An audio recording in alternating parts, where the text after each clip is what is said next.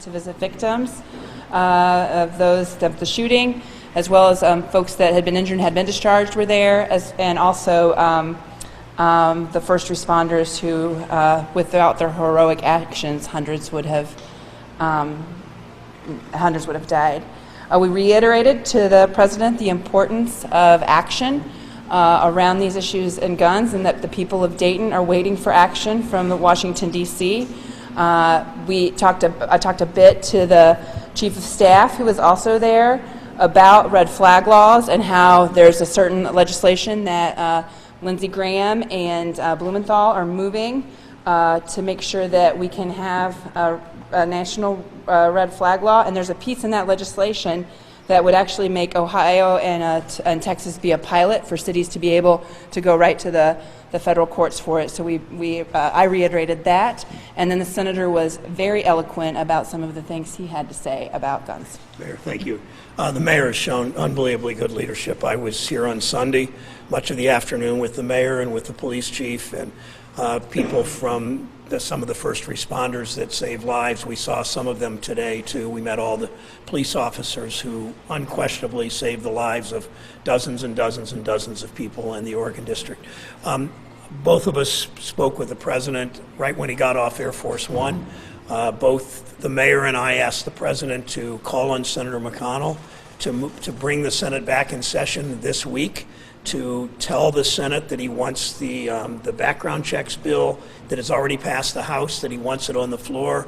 I asked the president to promise to me and to the American people that he will sign that bill after he's spoken out in support of it with Senator McConnell. He was only said that we will get things done. I then later asked the president if you care about mental health, and many people who support the gun lobby have consistently say, well, it's not guns, it's mental health. Well, it isn't mostly that. It's mostly too many guns on the street. But when I said to him how important it was, if he cares about mental health, the important thing is not to repeal the Affordable Care Act and not to cut Medicaid. That is essential because Medicaid matters so much for people that struggle with mental health issues. The last thing that I said to the president before he left, we had just met with police officers in the hospital in a conference room, and the president said, we want to give honors and awards to these police officers. And I said, Mr. President, respectfully, in a group of, 20 or 30, 40 people, respectfully, the most important thing you can do for these police officers is take these assault weapons off the streets so they don't have to go up against those assault weapons when they need to take down a shooter, when they need to make an arrest. So, Mayor, how did you characterize your conversation with the president? Do you feel like he was hearing you? I think he heard me. I don't know if he will take action. I'm hoping for the people of Dayton that he does. But both the senator and I spoke very directly what we've been saying the whole time about the need for common sense gun legislation. Senator, both of these mass shootings have been politicized. Democrats and Republicans pointing the finger at each other. Don't both parties take blame in the inability to find a solution to these mass shootings? No. There have been mass shootings under both. Well, what do you mean both parties? Tell me why you believe that. There have been mass shootings under both Democrat and Republican administrations. Republicans for years now have dug in and done the bidding of the NRA. The National Rifle Association, the gun lobby, gives millions of dollars to Republican candidates and spends millions and millions against Democrats like me that get an F from the NRA, that have stood up to the NRA. We can't get anything done in the Senate because Mitch McConnell and the President of the United States are in bed with the gun lobby. There's a lot of things we can work on to make this work better. Guns is a big part of this. Certainly mental health services matter, but the same people that say it's mental health, it's not too many guns on the street, are the same people that try to cut Medicaid and the same people that try to repeal the Affordable Care Act. So be honest about this. Guns is a big part of this, and we have a whole political party in this country now, with the exception of Congressman Turner, I would add now, who's been on the right side, that's in bed with the gun lobby. You can call it gridlock, but it's because of that special interest group, that swamp that has a lock on the government. Senator, both you and the mayor have been critical of this president before, and in fact, you, Senator, initially you were not going to meet with the president. You changed your mind. I'm just wondering, a lot of the American people feel as though we've been here before. We've heard all this before. We've been in this situation in the past. Did either of you hear anything at all that would lead you to believe that this time something might be different? I changed my mind in large about coming. I didn't want in any way encourage the president's racist talk and divisive talk. I came because Mayor Whaley asked me to come, and I came because I thought maybe I'd have a chance to talk to the president about mental health issues, about not cutting Medicaid, and I'd get a chance to talk to the president about putting pressure on Senator McConnell to ban assault weapons, which Congress did for a 10-year period once, bipartisanly, and to get the president, because if the president tells the Congress, pass an assault weapon ban, if the president says, pass legislation for universal background checks, the Republican Congress and the Senate will move on it, and the House will undoubtedly move on it. So we can do that. Yeah, so, I mean, this for us in Dayton, we hope so. I'm not holding my breath.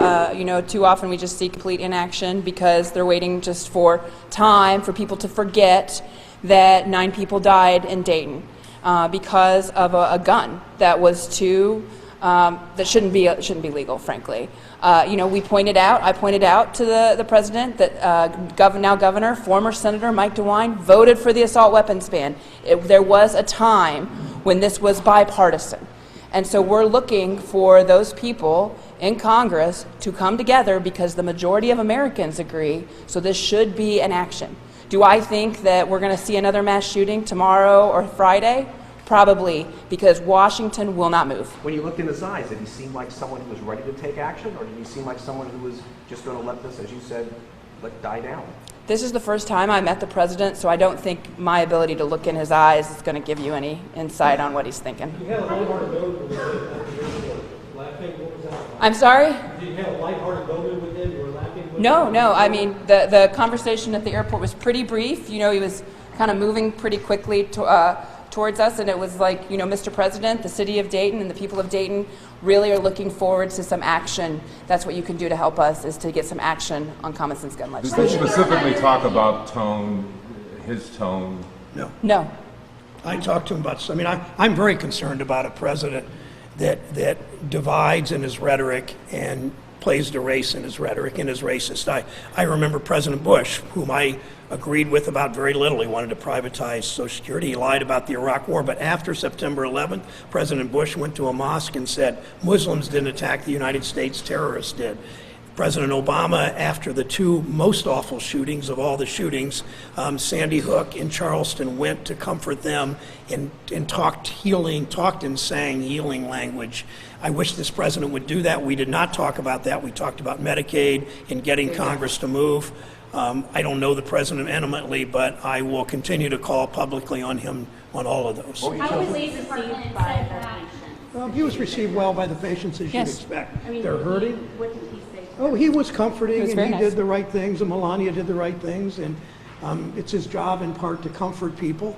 I'm glad he did it in that those hospital rooms. You think The you would? Dayton Police Department said in a tweet about an hour ago that the president was not planning to stop by the Oregon district. There were well over 100 people there around that time. What are your thoughts on that decision? I think it was a good decision for him not to stop in the Oregon district. And why was that? Well, look, I mean, I think, how many of you were here for the Sunday Vigil? Any of you? Any? Okay, so you saw just some of the anger and agitation in our community about it. I think a lot of people that own businesses in that district aren't interested in the president being there, and you know, a lot of the time his talk can be very divisive, and that's the last thing we need in Dayton. How do you feel about your community's response today?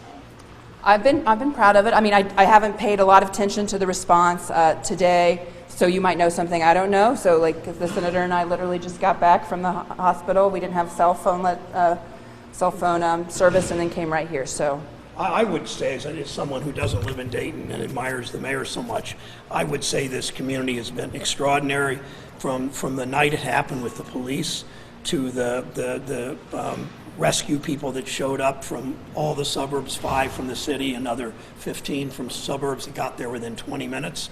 The people at the hospital were terrific, and people showed, when the President of the United States came, they showed respect for the office. And a number of them said to me they're not great admirers of him, privately, but they clearly showed respect for the office because the President of the United States is in town. That's one of the reasons I'm here, but in addition to the mayor's request. But I think this town has been just extraordinary, from the KKK rallies to the rally to what happened in the tornado in Trotwood and in here and in Beaver Creek. What will you tell your colleague, Senator Portman, about what you did today and whether or not you two will work together on trying to do the Yeah, Rob and I didn't talk substance today about these issues. We talked for a moment about our work on pensions.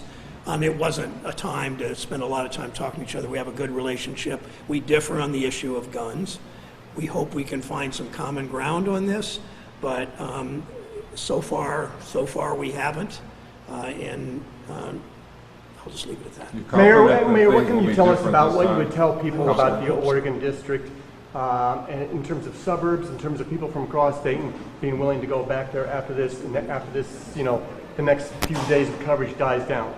Right, we want people to come, and this is the local spot. These are local business owners with local restaurants, so we want people to come and really support the district. We'll be having some activities over the coming months for people to come down in larger forms. You'll hear more about that later. But the best thing you can do is, number one, you can donate to the Dayton Fund and the Dayton Foundation for those victims that have been hurt. Number two, you can call the President and Senator Portman and thank Congressman Turner for action around guns, and also your state legislature, because the DeWine stuff is coming, so there'll be movement there. So, calling about, I'm from Dayton and I want action on this, will be very important. And then number three, you can support our local businesses in the Oregon District. So those are three things that people can do really easily after this. The Oregon District, as you all know, I think far and wide is known for maybe almost any place in the state, a bunch of locally owned businesses, not big chains and all that. Do you have any plans to meet with the Betts family? Have you reached out to them? What are you? No, they're a victim family too because of Megan, and so we have victim advocates for every single family. They know very well that if they want to reach out to us, we're there in a heartbeat, but we know how tough this is for families, and so we're giving them the space. I do plan on going to some of the visitations in the coming weeks. What do you think of the screaming matches that broke out of the Oregon District this morning between President Trump supporters and protesters? I can't really comment on it because I haven't seen it yet, so. Okay, we got one more question. Senator, you were calling on Mitch McConnell to call the Senate back since Sunday. Any progress on that front? And with Portman saying that he feels there's consensus on the issue of expanded background checks, are you confident there are enough votes to pass something like that? I have said it repeatedly since Sunday, soon after I called Nan and decided to come to Dayton right away, and went on a national show and called on McConnell to do that. I talked to Senator Schumer since then. He's on board. A number of Democrats have now called on Senator McConnell to come back. I have seen no action yet. I mean, McConnell's got to break his addiction to drug company money.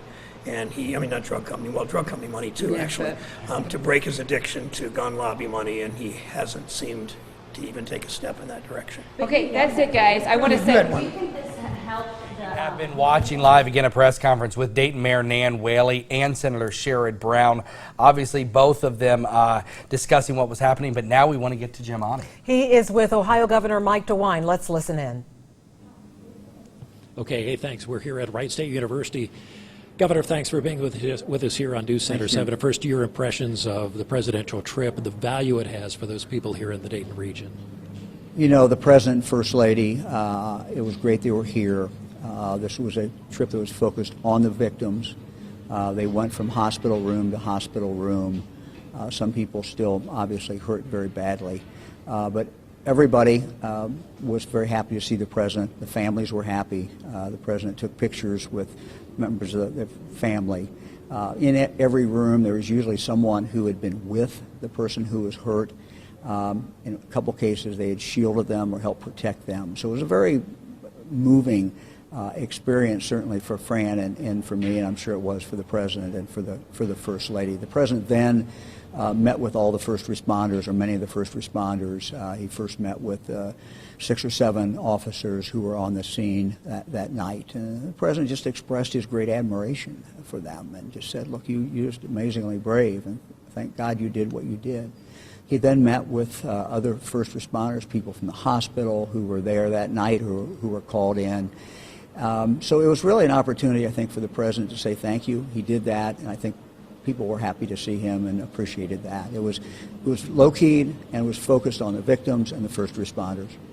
Governor, for a lot of people in the Miami Valley who think that not just yourself, but the president and anybody else who's in public life really hasn't done enough up to this point yet, what do you tell them? There were so many protesters there downtown and in the Oregon district, some people who want things to change much more rapidly.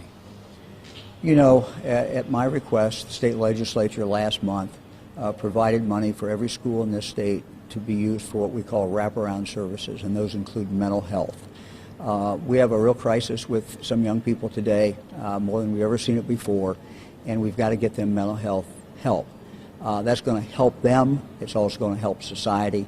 So that is moving forward. That money is already set aside. Yesterday, I asked the legislature to take some additional action. I asked them to close the additional holes that exist as far as our background checks. Let's make sure that everybody has that background check as far as who wants to buy a gun. We also came forward with a proposal that is consistent with the Second Amendment, consistent with due process, and it's a way to separate people from guns when they're a danger to themselves or a danger to others. Jim, we've all seen examples. You've reported, HIO has reported on different things throughout the years where you got someone who everybody knows has got a problem. He's an alcoholic, or he might be a drug addict, and he's got a whole bunch of guns, and people are just sort of waiting for this time bomb to go off. What this bill says is don't wait any longer. We're going to give you the tools to go into court and make a difference and separate that person in a properly good procedural way. Governor, thank you very much. Thanks for being with us here on News Center 7. We're going to go back now to the studio.